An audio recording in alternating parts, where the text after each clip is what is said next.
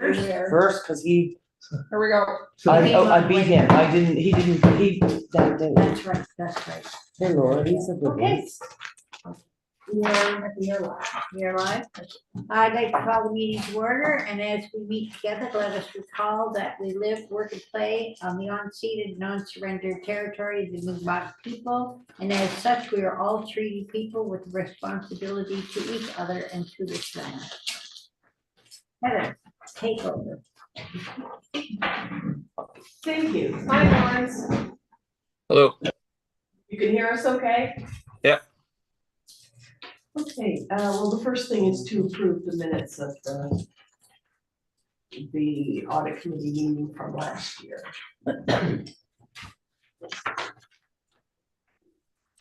Oh, yeah.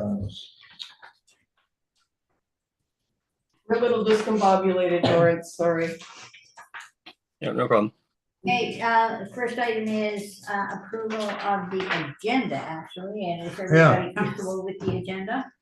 Mhm. Okay, I'm not going to bother to move it because there are no objections, so you may assume that it was approved. Would anyone have any comments, objections, or additions or deletions to the minutes? I move that we approve the Thursday, June 13th meeting of the Audit Committee as written. Okay, would anyone care to I'll second that? second that. Were you there? Yeah. Yeah, Yep. we were all here. Thank you. Any objections? Approved unanimously. Review and approval of the minutes for the audit committee of Monday, April the 22nd, 2024.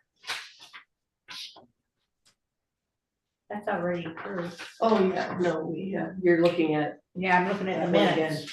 Yeah, Okay, sorry. I think I did specify the date in my motion. You did, Yeah. June the 13th, 2024. Yeah. Okay. New business, overview of the 2023-24 village audit process per the MGA FRAM and responsibilities of our auditor. Sorry, that's a typo. 2024-25. Oh, yeah. 24-25. Thought we were a little behind the times. Okay, so 4.1, carry on, Heather. Lawrence, would you like to just recap your responsibilities and approach? Sure. So the village has to have a registered municipal auditor, which Morse Brewster Lake is, and then your statements were prepared in accordance with Canadian public sector accounting standards, and we also follow the CPA handbook and CAS for the Canadian auditing standards. The financial statements themselves are yours and the responsibility of the municipality. So we prepare them, but that's why you guys approve them. And once they're approved, they're considered to be yours. As well as that, the FRAM requires us to look at a few other things. They want us to look at your borrowing, your spending of money on capital items for capital grants and tax surpluses, debt repayments, any debt approvals, so that kind of thing. There hasn't been much of that recently with the village. It's mainly just the financial statements. So, and then another thing that they require us to do is to prepare a management letter, which would disclose any deficiencies that we found in controls or any issues we had during the audit. And then management would also be providing response to our management points. So, but yeah, essentially, when I come down in later this month, I'll come down and go through all the records, prepare the financials according to materiality, which is usually revenue. So Lawrence is scheduled to come next Friday. Next Friday. Does anyone have any questions on the audit or audit process? Just tell me again what FRAM stands for, please. So that's FRAM, which is your financial reporting and accounting manual, which is provided by Municipal Affairs. Yeah. And so that's the municipality's guide to follow. So you follow the MGA, but the MGA says you're supposed to follow FRAM as well, which is the financial reporting and accounting manual.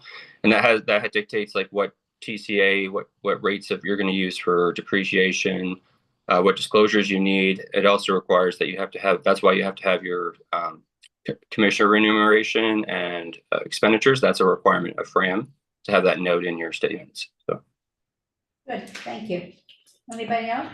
Good, And just as background to that, there's an excerpt from the Municipal Government Act that covers the auditor, village auditor is 440, Article 440. These are all highlighted, but they don't come out in the black and white. Yeah, Okay. Darn it. So it'll be in the soft copy you have, and then I've also attached the pages for the responsibilities of this committee Okay, from the FRAM. which is our next item, 4.2. 4.2. So each of us can read that at our leisure before, please, before we have our next meeting, which is the actual audit meeting with our auditor. So I'm leaving you all to Okay. your good graces to read that. Do we need to do anything more? Not really, it's pretty straightforward, this one, because this just sets the table of what's coming up in the rest of the process. but we don't have to select Lawrence as our official No, auditor or because anything he like was that. appointed for 5 years. Oh, okay. 2 Okay. years ago, so that's all. Yeah.